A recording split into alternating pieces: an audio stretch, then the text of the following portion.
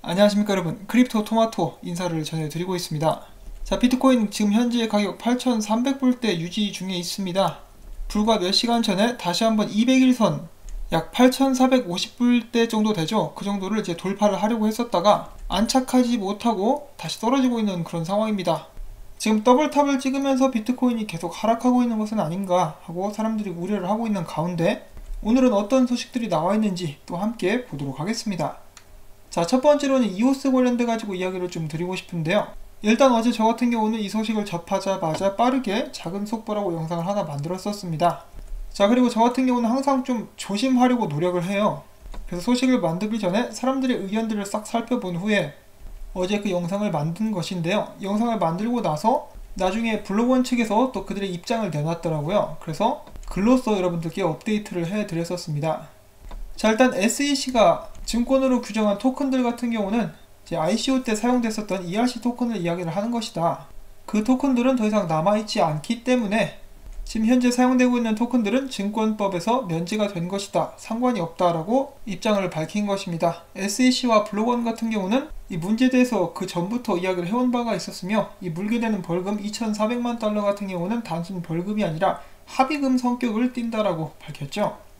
그래서 앞서서 말씀을 해드렸다시피 블록원 측에서는 지금 현재 이오스는 절대로 증권이 아니다라는 입장을 공고히 하고 있습니다. 자, 그렇지만 SEC가 증권으로 규정을 한 ERC 토큰 같은 경우는 긍정도 부정도 하지 않은 그런 상황이라고 이제 기사를 통해서 이야기를 해주고 있고요. 다만 이러한 부분들을 이제 빨리 마무리를 짓는 그런 모습이 보여지고 있습니다.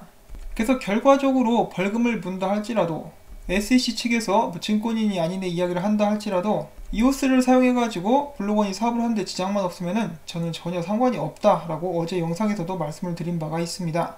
자, 그런데 여기서 한 가지 궁금한 것은 지금 유통되고 있는 이오스 코인들이 증권법으로부터 완전히 자유롭다면은 어째서 이 면제의 권한이라는 것을 줬을까? SEC는 이오스를 어떻게 분류를 하고 있는지 그런 부분에 대해서도 나중에 좀 이렇게 꼭 제대로 된 발표가 나와 주었으면 좋겠습니다.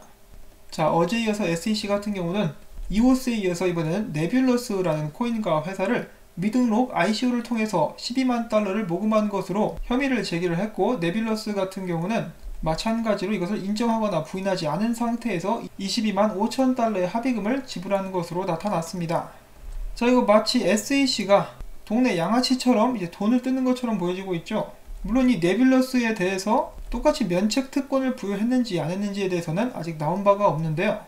그냥 이렇게 돈 22만 달러 주고 계속해서 자유롭게 사업을 할 수 있다라면은 그냥 줘버리고 모든 암호화폐 회사들 자유롭게 미국에서 사업을 할 수 있으면은 오히려 그게 더 낫지 않나 하는 생각도 해봅니다. 자, 한편 이 사태에 대해서 알렉스 크루거는 이렇게 이야기를 합니다. 벌금형이 확정되면서 SEC는 암호화폐 기업에 그린라이트를 켜준 셈이 됐다. 그와 더불어서 크립토 멍멍이가 업로드한 이미지를 공유를 했는데요. 여기서 보여주다시피 이오스의 모금액에 비하면 벌금은 장수풍뎅이 뒷다리 정도밖에 안 되죠. 굉장히 적은 그런 양이라고 볼 수가 있겠습니다. 어떤 사람은 이것에 대해서 불법적으로 모금을 했는데 왜 이렇게 벌금이 적냐면서 분개하는 사람도 있긴 합니다만, 그래도 일단 암호화폐 시장의 그린라이트라고 하니까 저는 기분은 좋습니다. 자, 그 다음은 국내 소식 잠깐 보도록 하겠습니다. 암호화폐에 털리는 거래소들, 빗썸 등 3년간 해킹 피해만 1,200억 원. 굉장하죠? 엄청난 돈입니다. 여기 나온 해킹 목록을 보면은 2017년 4월부터 코인빈, 빗썸, 코인이즈, 유빗, 코인메일, 빗썸, 올스타빗, 빗썸 많이도 털렸죠. 여기에 나와있지 않은 거래소들도 있는 것 같은데, 빗썸 같은 경우는 이럴 때마다 해킹을 핑계대고 가두리 펌핑을 하는 모습을 보여줬었죠. 자, 아무튼 여러분들께서 장투를 하고 계시다라면은 암호화폐 지갑 정도는 하나 마련을 하시는 것이 어떤가라고 다시 한번 말씀을 드려보고요. 이렇게 해킹을 당해도 거래소에서 책임을 져주면은 괜찮습니다. 그래도 근데 이 소위 말하는 잡거래소 혹은 작은 거래소들 같은 경우는 책임져줄 능력이 안 되죠. 그리고 해킹뿐만 아니라 크립토 재킹 건수도 늘어나고 있다고 하니까 언제나 마찬가지로 항상 주의를 기울여서 암호화폐 거래를 하실 수 있기를 바랍니다. 자, 그 다음 소식인데요. 한국인터넷진흥원이 국내 첫 블록체인 규제 자유지역 부산 블록체인 특구에 대해서 최대 10년 장기 계획을 수립을 합니다. 이를 통해서 사업 진행 시 많은 문제점들을 해결할 수가 있겠고, 부산 지역 특성을 반영한 그런 중장기적 목표 및 발전을 도모하게 되고, 여기에 추가로 민간 프로젝트 및 공공 분야 사업과 연계하는 방안도 마련이 될 것이라고 하니까요. 이제 많은 기대가 됩니다. 자, 그 다음에 이번엔 한국은행에서 2020년까지 리브라 발행은 힘들 것이다 라는 예측을 또 했다라고 하는데요. 이유는 이렇습니다. 현재 리브라가 기획 단계인데다가 규제 당국의 논의가 진행되고 있다는 점을 고려했을 때 실제 발행 여부와 사업 성패를 예단하기가 쉽지가 않다. 그리고 또한 이런 혁신 기술이 잠재적인 혜택을 제공할 수 있지만은 리스크나 부작용도 수반될 수가 있다. 자, 이거 뭐 뉴스를 1시간만 찾아봐도 나올 수 있을 법한 그런 결론들을 굉장히 폼을 잡고 이야기를 하고 있네요. 꼴보기 싫네 은근히. 자, 다만 하나는 국제사회의 추진 움직임 등을 면밀히 살펴 한마디로 다른 나라가 뭐하는지 눈치를 본 다음에 내실 있는 준비 태세를 갖추겠다. 그냥 그대로 베끼겠다. CBDC에 대한 연구도 지속할 계획, 남들이 뭐하는지 계속 살펴볼 계획이라고 강조를 했습니다. 이건 뭐 제가 그냥 답답해서 드리는 말씀이고요. 웃자고 한 소리니까 혹시라도 또 거품 물고 달려드시는 분이 안 계시기를 바라면서 다음 소식 보도록 하겠습니다. 블록스트림의 CEO죠. 아담 백이 리브라에 관해서 또 한마디를 남기게 됐는데요. 그는 이렇게 이야기를 했습니다. 리브라가 통용되면 통화정책을 뒤흔들 수 있고 그게 경제를 망칠 수 있다는 우려가 미국, 유럽 등이 반대하는 이유다. 유로존에서 유로라는 통화를 여러 나라가 함께 사용을 했기 때문에 같은 유로를 쓰는 그리스가 경제 위기에 빠졌을 때 유로존 전역으로 경제 위기가 더 쉽게 번졌다. 그리고 기사에서는 이런 발언으로 비춰봤을 때 아프리카나 개발도상국에서 리브라를 사용한다라고 해도 그 영향력이 충분히 큰 나라로 넘어올 수도 있다는 뜻의 발언이다라고 이야기를 해주고 있고요. 아담백은 이어서 리브라보다는 디지털 화폐 형태의 개별 통화를 갖는 것이 더 낫다. CBDC를 이야기를 하는 것이죠. 자, 이처럼 리브라에 관련된 부정적인 인식들이 대부분을 차지하고 있는 이 상황에서 저커버그 한고집하죠. 내부 회의에서 리브라 초기 출시 관련된 전략을 논의했었다라고 합니다. 마크 저커버그는 리브라가 본격적으로 가동되기 전에 최대한 많은 노력을 기울여서 발생 가능한 문제들을 해결하기를 원한다라고 강조를 했다. 이렇게 매체에서는 전하고 있죠. 가장 큰 문제 같은 경우는 역시 규제 당국과의 논의일 텐데요. 아무래도 미국과 유럽 쪽은 좀 힘들어 보이니까 아프리카 같은 개발도상국으로 먼저 방향을 돌리지 않을까 하는 그런 생각도 해볼 수가 있겠습니다.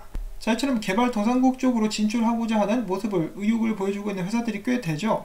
리브라도 여기에 일단 포함을 시킬 수가 있겠고 리플사, 스텔라 재단, 칼다노 등도 여기에 포함될 수가 있겠습니다. 그리고 또한 지금 보시는 이 결제 플랫폼 레피드라는 것이 있는데요. 미국 결제 회사인 스트라이프가 지원하는 그런 회사입니다. 최근에 1억 달러 상당의 투자를 유치했다라는 소식이 나왔는데요. 레피드 공동 창업자는 이렇게 이야기를 하고 있습니다. 전 세계 거래 절반 이상은 은행의 계좌 이체와 현금 거래로 이루어지고 있다. 더욱이 브라질, 인도 등 개발도상국 상인들은 규제, 신뢰도 부족 등으로 현금을 주요 결제 수단으로 사용하고 있다. 이 때문에 현지 거래 방식과 국제 거래 과정을 디지털화하는 것이 더욱더 어려워지고 있다고 설명을 합니다. 자신들이 이제 그 문제를 해결을 하겠다는 것이죠. 자, 참고로 미국 결제회사 스트라이프 같은 경우는 트럼프의 사위죠. 제럿 쿠셔너의 형제인 조시 쿠셔너가 투자를 한 그런 회사이기도 합니다. 그 외에 꽤 유명한 거물 투자자들이 이 스트라이프에 투자를 많이 했다라고 해요. 참고를 또 해주시면 좋을 것 같고요. 자, 그 다음에 비트와이즈 부사장이 다가오는 14일 비트코인 ETF가 승인될 것이다 라는 주장을 펴고 있다라고 합니다. 정확히는 승인될 것으로 전망하고 있다라고 하는데요. 그 근거가 이렇습니다. 윙클보스 ETF는 스스로 보험에 가입하고 자산을 관리하는 한편 비트와이즈는 제3자 관리자를 사용한다. 윙클보스는 비트코인 ETF 가격을 책정하는데 자사 거래소의 비트코인 가격만을 사용해서 SEC가 시장 조작 가능성을 우려하고 있는 반면 비트와이즈는 가능한 모든 거래소의 가격을 사용하는 것이 도움이 된다고 여긴다. 가장 큰 차이는 지난 2년간 시장이 크게 성숙했다라는 점이다. 아닌데 2년 전에는 보험에 가입된 관리인이 없었지만 지금은 상당수가 존재한다. 그래도 ETF는 좀 힘들겠죠. 자, 그 다음에 독일에는 WEG라는 은행이 있습니다. 이 은행을 소유하고 있는 사람들이 바로 블록체인 기업 리미크, 토큰페이, 라이트코인 재단인데요. 이 사람들은 그냥 은행을 모여가지고 사버렸죠. 그리고 이 은행으로 하여금 내년부터 암호화폐 결제 처리를 지원한다는 소식입니다. 또한 앱 또한 준비가 되고 있다고 하니까요. 많은 기대가 되고 있고 유통업체는 소비자로부터 받은 암호화폐를 은행 계좌를 통해서 법정화폐로 바꿀 수 있을 것이다 라고 이야기를 했습니다. 자, 다음 저스틴 선 소식이 있습니다. 그는 최근에 트윗을 통해서 바이낸스가 트론 생태계에 새롭게 합류했다. 오늘만 120억 개의 표를 얻어서 슈퍼 대표 1위에 올랐다라고 이야기를 했습니다. 이 슈퍼 대표 같은 경우는 2018년 6월 트론 메인넷 서비스 출시 이후 노드 생성 및 검증을 하는 역할을 맡고 있습니다. 그뿐만 아니라 바이낸스 같은 경우는 스테이킹 플랫폼 지원 대상으로 트론 재단으로부터 선정을 받은 그런 거래소이기도 하고요. 다가오는 10월 1일, 이미 다가왔네요. 다가온 10월 1일 9시부터 사용자의 트론 보유 수량에 대한 스냅샷을 찍고 월마다 배당을 할 예정입니다. 자, 이 트론과 바이낸스의 끈적끈적한 우정을 또 한번 확인을 해볼 수가 있었고요. 참고로 이 바이낸스 같은 경우는 바이낸스 US를 오픈을 하면서 미국 사람들은 기존의 바이낸스 플랫폼을 사용할 수 없다라고 이야기를 하고 있는데요. 실제로 아직도 미국에서 사용이 되고 있습니다. 아무런 문제나 조치가 없었다라고 하죠. 물론 앞으로는 어떻게 될지 모르겠습니다.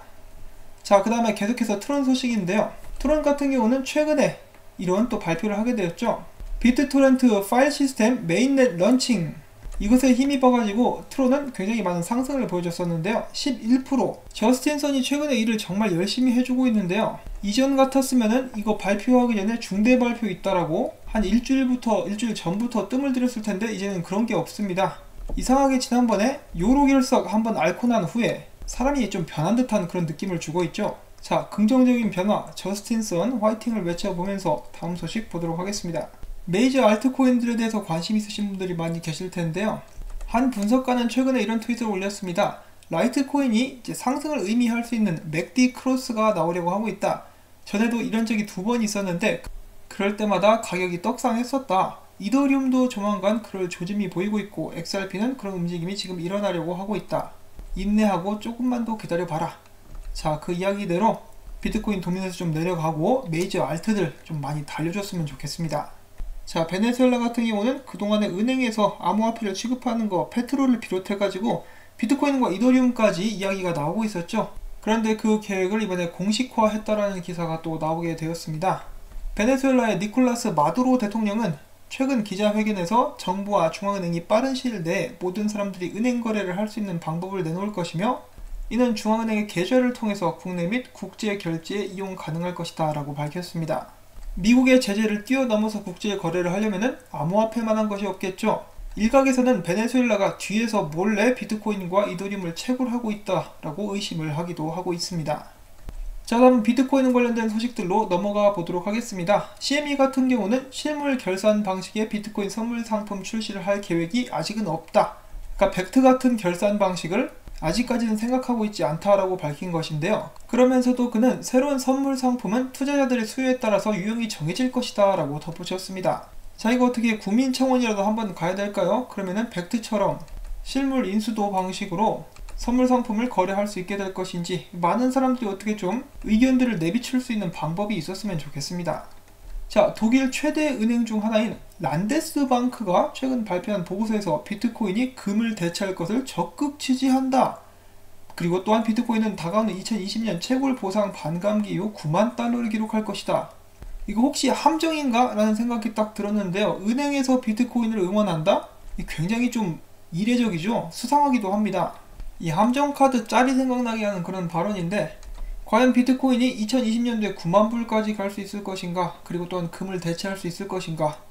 많은 사람들이 관심을 기울이고 있는 가운데 2020년 곧 다가오고 있습니다. 원래는 반감기가 5월달 정도 예정이 되어 있었는데 그동안에 해시율이 높아가지고 4월달에 반감기가 진행이 되게 될 수도 있다고 하고 있죠.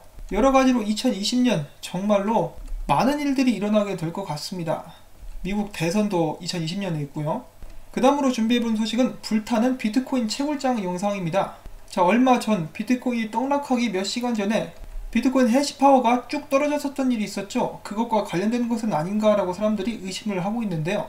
비트코인 채굴업자 중에 한 명인 마셜 롱은 지금 현재 비트코인 채굴업체인 이노실리콘에 거대 데이터 센터가 월요일부터 불타고 있는 증거라면서 사진과 동영상을 게시를 합니다. 관련된 장비들의 가치만 1000만 달러 정도가 된다고 하는데요. 이것에 대해서 이노실리콘 측은 아직까지 아무런 입장을 표명하고 있지는 않은 그런 상황입니다. 자, 불타는 거 한번 볼까요?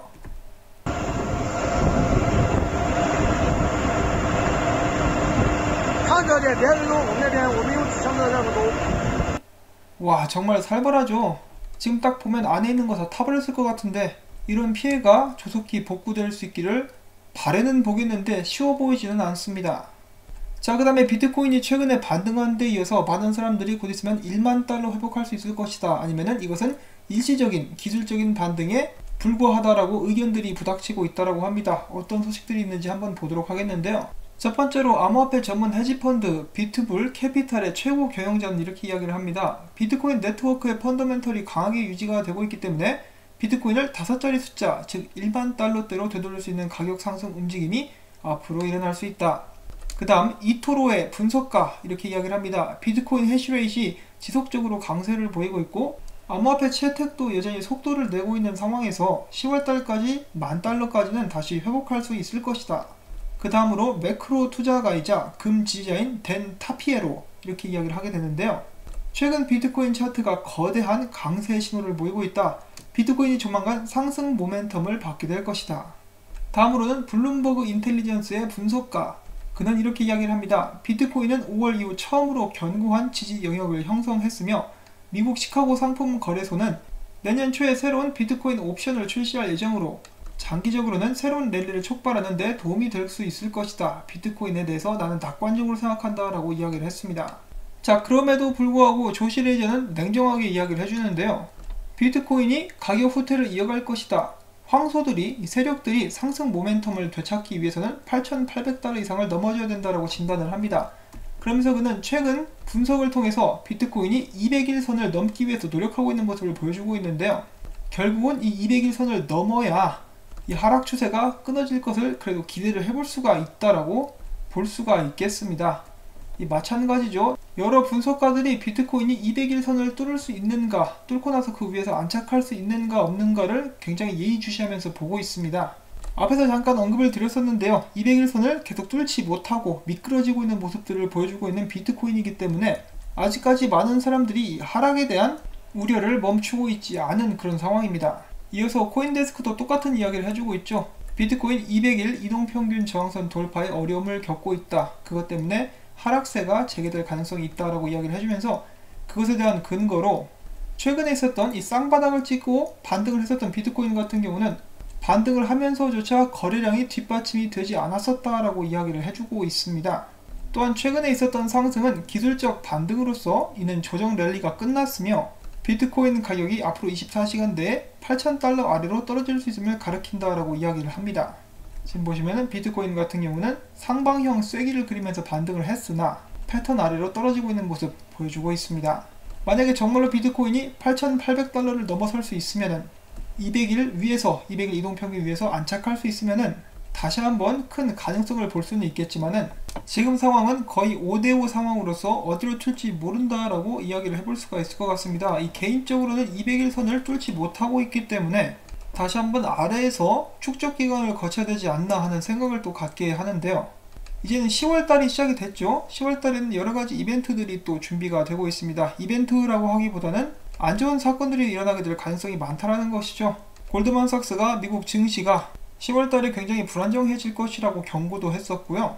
브렉시트도 아직까지도 논의가 되고 있는 그런 상황입니다. 이 폭풍 같은 전 세계 상황, 여기에서 안전한 피난처로서 비트코인이 자리를 잡을 수 있게 되지 않을까라고 저는 생각을 하고 있습니다. 비트코인을 금과 비교하는 이유 중에 한 가지는 금처럼 비트코인 자체만으로 가치를 가질 수가 있기 때문이죠. 주식이라든지 그 외 파생상품이라든지 전부 다 연동된 것들이 있는데 금은 금 자체로서, 은 자체로서, 비트코인도 마찬가지로 비트코인 자체로서 가치를 가질 수가 있습니다. 비트코인은 매년마다 계속해서 상승을 해왔었고 여기 보시는 이 표 같은 경우는 매번 불장이 오기 전에 비트코인이 수그러 들었었던, 크게 하락했었던 그런 지표들을 따로 모아놓은 것입니다. 저번 불장이 시작하기 전에 비트코인이 29% 하락을 했었고 그전에는 39%, 그전에는 40%, 33% 등등 굉장히 큰 하락세를 보여줬었는데 지금 나오고 있는 하락치 43%죠. 정말 영화의 한 장면처럼 V자 반등을 그리면서 200일선이고 8,800불이고 다 때려 부시고 비트코인이 올라갔으면 좋겠습니다. 본의 아니게 영상이 좀 길어졌는데 바로 마치도록 하겠습니다. 자, 여러분 구독과 좋아요 그리고 제가 계속해서 이 채널을 유지할 수 있도록 여러분들께서 광고를 처음부터 끝까지 꼭 봐주시기를 부탁을 드립니다. 항상 그런 도움에 감사드리면서 저는 다음에 또 새로운 소식 갖고 찾아뵙겠습니다. 안녕히 계십시오.